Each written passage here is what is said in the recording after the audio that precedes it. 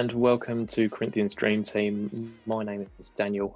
This is episode 5, and I am joined by former Corinthians goalkeeper Jon Eckett. Jon, how are you doing? Welcome. Hi, thank you very much for having me. I'm doing good. No worries. So, Jon, obviously, you played in goal for Corinthians. So tonight you're going to have an extra outfield player in your team. Don't know whether that's a drawback or a benefit. So let's talk about the formation. What formation are you going for? I've kind of been a bit cheeky. Obviously, as you said, I can't have a goalkeeper in the side. That was my choice. It's any other position on the pitch. You play with other defenders, other midfielders, other strikers.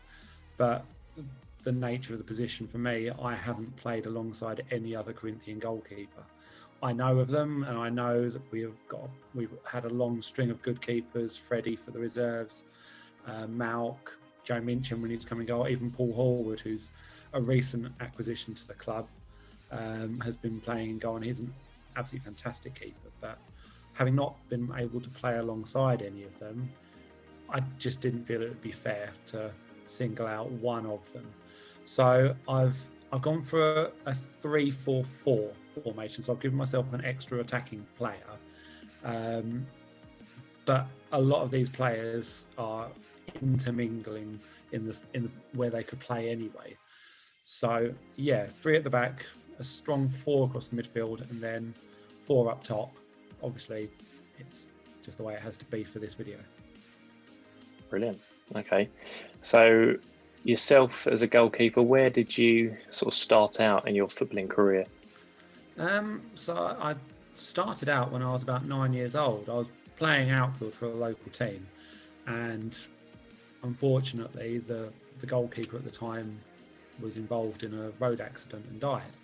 So I kind of came into goalkeeping in a weird sort of way. Found that I enjoyed it, I didn't mind throwing myself around, and then I was fortunate enough for my parents to then seek specific coaching for me. And from the age of 9 up to 20, 21, I was then receiving goalkeeper coaching, either a one-on-one basis or with ex-pros, working with as good as academy standard players. And at the age of 9, training with the next oldest or the next youngest being 14 years old. It was a very quick learning curve, but it was good. It was worth it.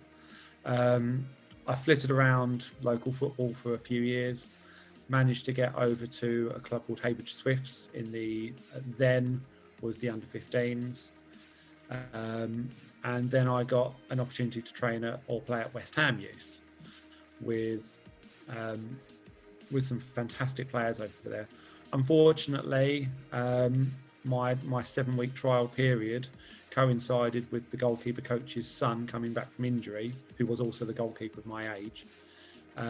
So nothing materialised out of it. Went back to my club at Heybridge, moved through the ranks into the what was then the Eastern Junior Alliance for under 16s and 18s.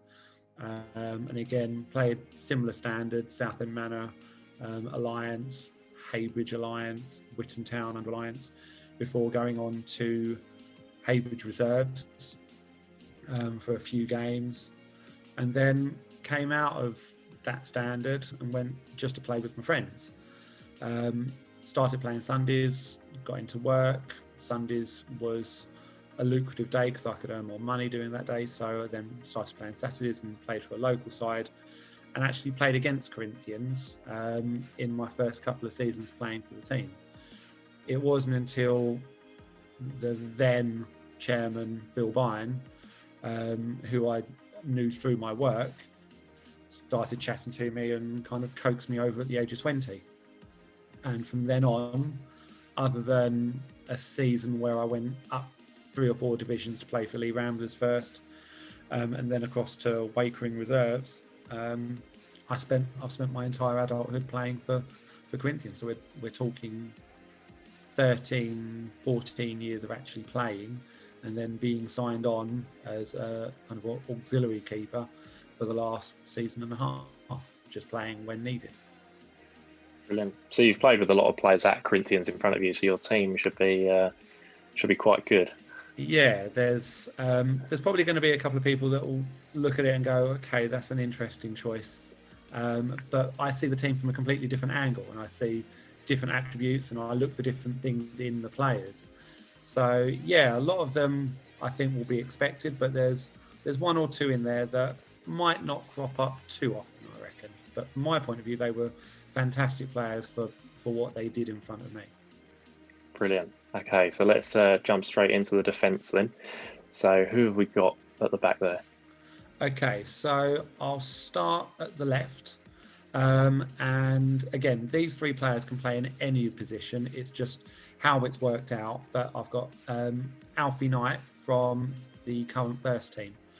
I only got to play a season with him, but his confidence on the ball, his confidence dealing with the opposition is just second to none. He's got the confidence and the bravery to take the ball out of defence.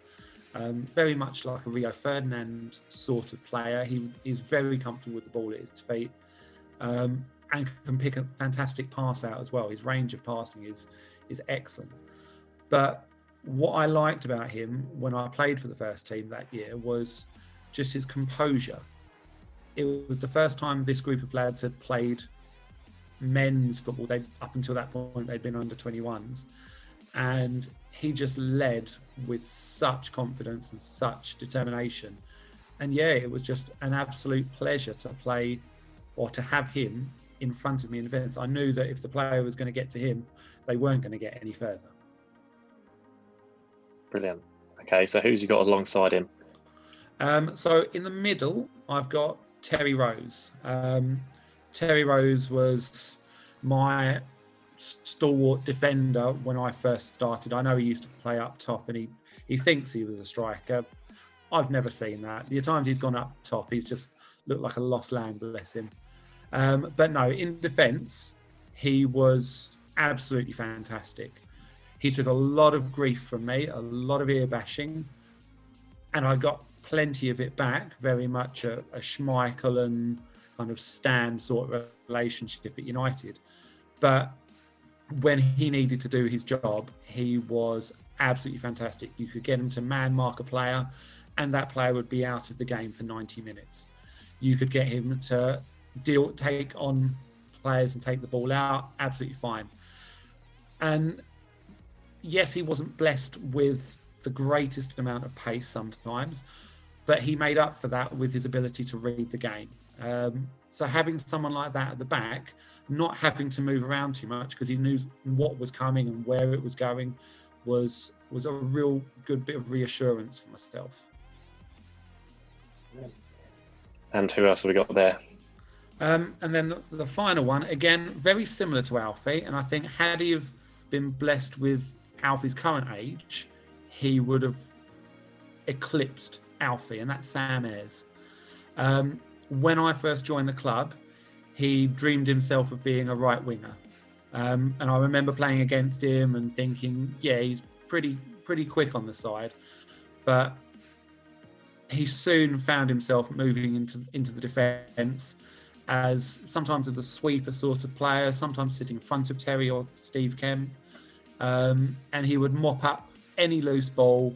His range of passing, again, was absolutely brilliant. He wasn't the tallest defender. And I think other than having Darren Summerhays back in the early time of Corinthians when I was there, we haven't had too many giants in the side. But he was confident. He would win the headers. He would make himself a nuisance. He was very vocal on the pitch. Everybody knew what was going on around him. And yeah, when he could play out, he would. When he had to get rid of it, he did.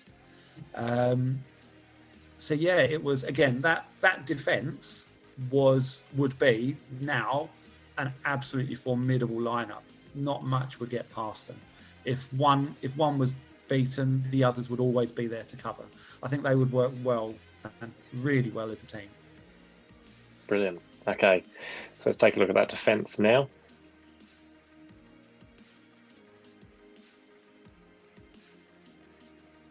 So, John, strong defensive lineup there. Who have we got in the middle of the park? Okay, so again, starting from left to right, normally this player was kind of at my left back position, but as the formation under Ben evolved over the years, he would often find himself as a wing back or an attacking winger, and that's Billy Haynes. He's probably not a name that's going to get mentioned too often, but he was extremely rapid going up and down the pitch. He had youth on his side, so he had the fitness to do that and do that throughout the entire games. He was confident with the ball at his feet. He was happy with the ball in the air. He occasionally popped up with the odd goal when he was given the opportunity. But yeah, he gave me a lot of confidence. I always wanted to play out as much as I could. And with some of the players, they weren't the sort of players that either wanted to or were able to in those situations. But Billy would always give that option. He knew where he wanted the ball. He knew what he was doing. And it was just that reliability in him. He only played a handful of seasons with us, but yeah, he was without a doubt one of the best left-footed players we've had at the club for a very long time. Brilliant. Okay, so second one in midfield, who have we got? So this is kind of the joker of the club. He was extremely good to me over the years and took me under his wing from a very early start, and that's Wes Searles. I have a huge amount of respect for this guy. He's one of the funniest people you'll ever meet, but at the same point, you know that if anything ever happened on the pitch and something was done to you, he wouldn't have it. He wouldn't stand for it. And yeah, I gained a huge amount of respect for him. He was definitely one of the most physical players that we had, just because of his size, and his nickname was the Tank. Once he got going, you just couldn't stop him. When I first joined, he was an out striker for us and would bag plenty of goals. But he's also gone into defence for us, and again been an immovable object in there when he's needed to be. But I think having him in that midfield, it would give him the license to work back when he wanted to collect the ball. He could push on forward as much as he needed to in there as well. And as I said, sometimes he wouldn't do the right thing. There were games, I remember a friendly many years ago, I wasn't playing in it, I was injured at the time. And I'd gone over to watch them, and they were playing against a very young side. Not kids, but they had a little bit of arrogance about them and a little bit of cockiness. And in this game, Wes was shielding the ball in the corner, and this player just kept nibbling at his ankles and kicking him every now and then.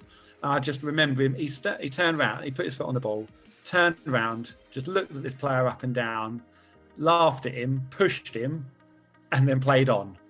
The foul was given against him for it, but it was done in good jest. The kid didn't go anywhere near him for the rest of the game.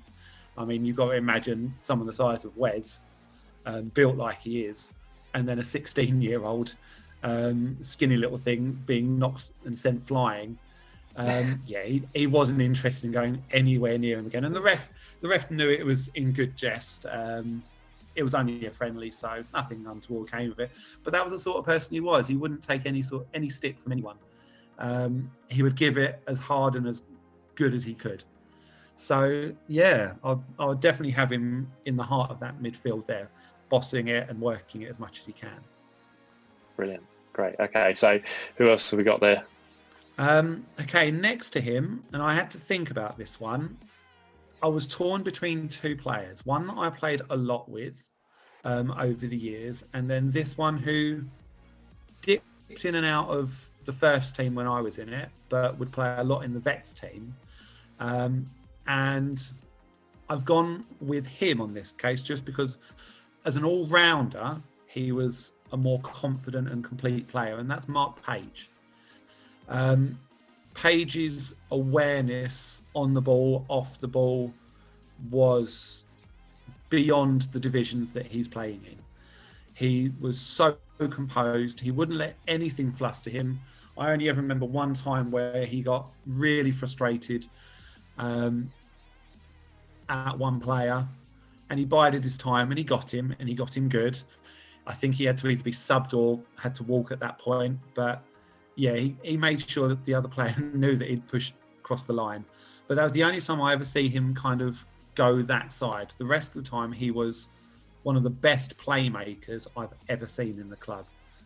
It almost was like time stood still when the ball was at his feet.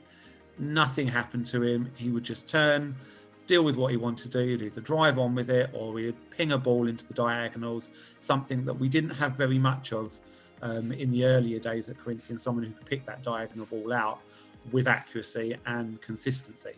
And yeah, I just wish he'd had the opportunity to play on the Saturday team more than what he did. But following constraints for his own life and what he wanted to do, that was the choice he made. Brilliant. Okay. And the last midfielder?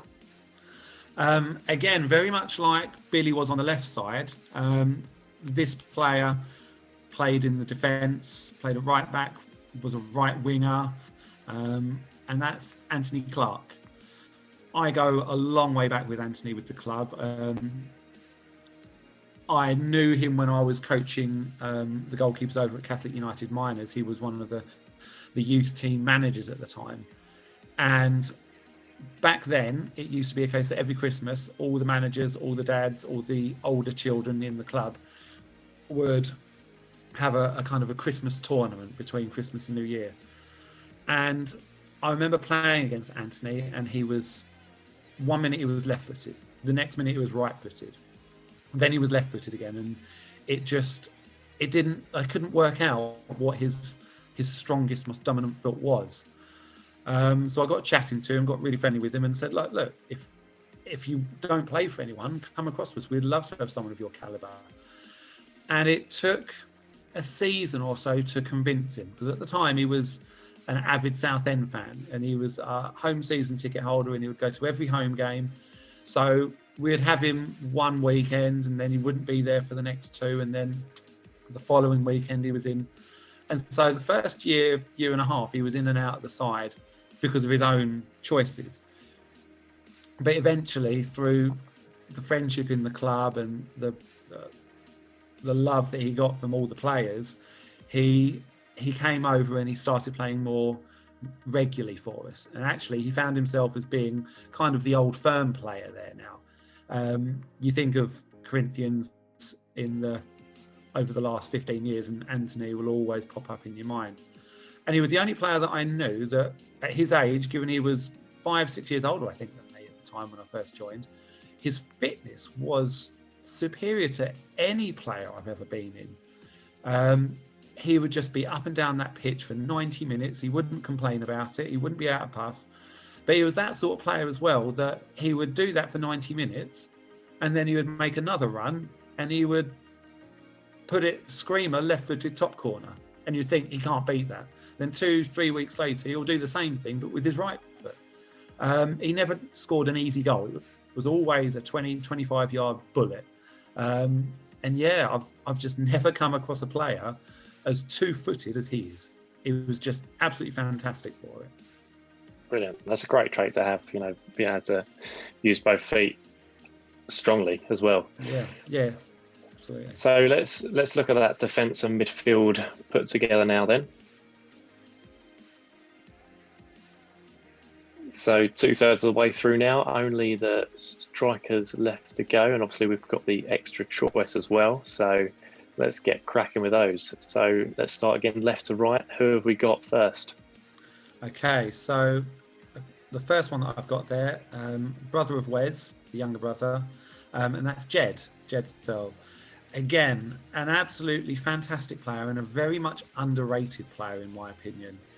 His work ethic on the pitch, yeah, he would have the odd game where it wouldn't happen for him, and all players get that. But he never gave in. He would always dig deep. If it wasn't working for him, he'd fight to make it work. And I spent a lot of time working with Jed as well. Given that he was a couple of years younger, I knew that his goal-to-game ratio could be so much higher. And so we used to have a lot of chats about where to put the ball in games. the weakest points for goalkeepers, the areas that they don't like, because obviously being a goalkeeper, I know where I don't like the ball being put. So if I don't like it there, the chances are the other team's keepers aren't going to like it particularly either. And it worked. It worked for a long period of time. And then I remember he left us, and then a few years later we played a game against him. I can't remember whether he was playing at Southend Manor or White Ensign, or he was in the reserve team at the time. I can't remember. And I had him come up against me, and he didn't score past me. And there was one point where I knew where he was going to put the ball, because I'd trained him to put it there so much of the time, and he just did as he'd been told all those years ago. And after the game, he just got really frustrated with me, and in a good crack. He was like, I can't believe it. I can't believe I didn't score. I was like, well, I taught you well, but I taught you where I could also get to them sometimes. And having taught him it, I knew what was going through his mind at the time. So yeah, but he was absolutely brilliant. And another, just like his brother, a really good crack on and off the pitch. Yeah, I wouldn't have imagined a Corinthians dream team without him, without a doubt. Brilliant. Okay, so number 2, who have we got? Yeah, the next one, again, he wasn't there in the earlier years, but was brought across, and a fantastic acquisition for the club, and that's Jon Parker. John was the more friendlier joker of the group. Wes was properly full on. He would pull your pants down and cover it in deep heat sort of jokes, whereas Jon Parker was more of a clown on the pitch. He would do tricks and wind up players, get himself kicked, laugh about it, get them booked, get them sent off. And he was a player that got into their heads. I remember so often he pulled the same trick time and time again. He would call for the ball and he'd have a look over his shoulder. And as the ball's being played to him, knowing that we've got another player running behind him, as the ball's getting to his feet, instead of controlling it, he would just lift his foot right over and kind of check the underside of his studs. And the player would be drawn into him and they go, oh. And he would do that 2 or 3 times to the same player, to the point where the player just came through and wiped him out on the third occasion. But he would just get up and he would laugh at him for it, because he'd been mugged off so many times. And that's just the sort of player he was. But give him the ball and he could make wonders happen. He knew where the goal was. He wasn't a selfish player. If there was a player in a better position, he would get it to them. But if he had the opportunity, he would shoot, and more often than not, he would find the back of the net confidently. Brilliant. Okay, so 2 strikers down, 2 to go. Yeah. Who's next? So the next one is, again, a player that had split the team. Every single player knew of his ability, which was, as I said with a couple of the others, it's divisions above what we play. And that's Senna. He was an absolute goal machine. I remember in one of the earlier episodes, I think Ben put him on it, and we had a small tournament, 11-a-side tournament over our ground many years ago. And he came over just to help out. And he was just bagging goals for fun in it. We were talking a 20-minute game, and I think he bagged 10 goals. 10 goals across 2 or 3 matches, which we hadn't seen anyone like that, really. We had, again, as I said, like the likes of Wes, who would get goals for us quite consistently. But he would turn on a sixpence, bang, goal. He would run 50 yards with the ball, bang, goal. He just had this uncanny ability to find the net every time. And I remember playing over at Wakering, Wakering Sports, I think it was, and we were winning quite comfortably, and he was always hungry. He wanted more goals. He was desperate to score. And I remember he came in, the ball came through, the goalkeeper came out, and bless him, the goalkeeper came off a lot worse for wear. Senna, being the mentality that he was, it was goal first, player after. So he ran on, left the goalkeeper pretty much for dead, scored the goal, then walked back and then checked that the keeper was all right. And yeah, many people would have turned and said that's not how it's done. It's not a Paolo Di Canio sort of attitude to have. But he wanted goals, and that's what all he played for, to score goals. But I think that's where the club got divided on him sometimes. Yes, he was a goal machine, and we knew that 9 times out of 10, if he got the ball, he was going to score. But he loved to absolutely smash it. And if he scored 4 goals in a game, most people turn and say, yeah, that's a brilliant ratio. But this was a player that would probably have about 15 to 20 shots some game. And the others would be 20 yards over, 15 yards wide, because he would absolutely smash at it. But you couldn't argue with him. The fact that he was getting goals left, right and centre, you just had to go, all right, okay, it's one of those things.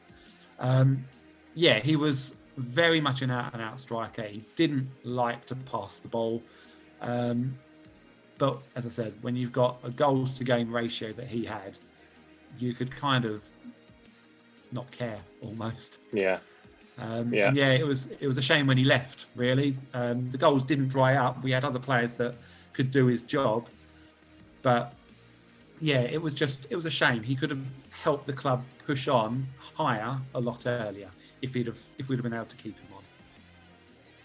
Brilliant. Okay. So to complete your team, your last striker, please. Okay, well, many would say I've saved the best till last in this sense.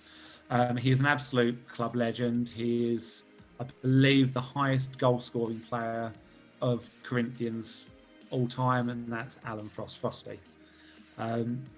I have an absolutely amazing relationship with the guy. Given that he plays the opposite end of the pitch to me, we just knew what each other would be doing. If I claimed the ball, I knew where he'd be running, and that's what I'd be looking for, the quick ball out, find him, and we got so many goals that way. But at the same point, he was a gentleman within the club. Everybody would have such good things to say about him. He was always for bringing the younger players in and giving them chances, and he never moaned about opportunities going. Yeah, he got frustrated at times, as everybody would do if they were being played out of their preferred position, but he never sulked about it. He did the job, and even though he didn't like it, he gave 100% on it. And I remember vividly, he came into my defence, and a lot of my defenders used to get a lot of grief from me verbally, sometimes physically, and he was unfortunately on the receiving end of one of the physical challenges of mine. I'd come out to claim the ball, and he'd tried to shield it back to me. The striker from the other team had come full charge, and I came out full charge, and bless him, he got sandwiched, and I think I cracked a couple of ribs. He dropped quite quickly. He found it funny, and he knew that there was no malice in it. But yeah, that's the sort of player he was. He wouldn't make a big deal out of it. He would play on where he could. I remember him playing on with injuries left, right and centre when he shouldn't have been playing. But he just wanted to play, and he just wanted to be on that pitch. And yeah, a bit like Senna, you knew if he got the ball, the chances of a goal was high, whether he was playing up front, right wing, or even at centre-back. If he picked it up and he got his legs going, and got the return ball every now and then, he was in and he would score. And he helped the club massively push on in those years. He brought experience from his time at White Ensign. He brought across some very experienced players and confident players. That some of them didn't stay on particularly long. They didn't match to the style of the club. But yeah, he's up there with one of the best players that I could openly say was I was fortunate enough to play alongside, or behind in this case. Brilliant. Okay, so let's take a look at that team in full now. So John, if you could take us through your Corinthians dream team in full now. Yeah, absolutely. So as I said, there's no one in goal. So working from left to right in my defence, I've got Alfie Knight, Terry Rose and Sam Ayres. And then across my midfield, I've got Billy Haynes, Wes Sells, Mark Page, and Anthony Clark. And then my 4 up the top was Jed Searles, John Parker, Senna, and Alan Frost. Brilliant. Okay. So before we wrap up, obviously there is a couple more questions that I need to ask you. Yeah. In terms of on-field leadership, so captaincy, who would you nominate as your captain for your dream team? That's a tricky one, because at least 4 of those players since I've been there have been captains. Sam has, Terry has, Alfie, Wes was, Frosty was, but I think I'd have to potentially go with Alfie in this one. And there's a couple of those names that I've just mentioned are probably throwing their arms up in the air. But for this modern game, Alfie's so calm. He doesn't get hot-headed with other players. He keeps his calm. He's reassuring as opposed to confrontational at times. And yeah, I think with that squad, he would be able to support them and guide them really well. Yeah, he's low on the experience side of it. Terry, Sam, they've captained the first team for many, many years. But yeah, I think for the level-headedness and the composure, I've got to give it to Alfie. Brilliant. Okay. And in terms of off-field leadership, so we're talking managers, head coaches, who would you choose to sort of take your team forward to go on and win those titles and cups? Again, I've only really played under a couple of them. I spent a long time playing for Ben, and Ben was a good manager. He knew the game, he knew strategies. There are elements, though, that I feel possibly weren't as strong. Whereas the other one that I played for, which was Chris in the first team in my last full season, he knew how to get the best out of every player. He knew how to talk to everyone. He knew how to make them feel good. If they needed an arm around them, he could do that. But at the same point, if they needed a kick up the backside, he knew how to do it for each player. It wasn't a one glove fits all scenario for him. If he needed to be calm and composed with them, then yeah, he would get them to listen that way.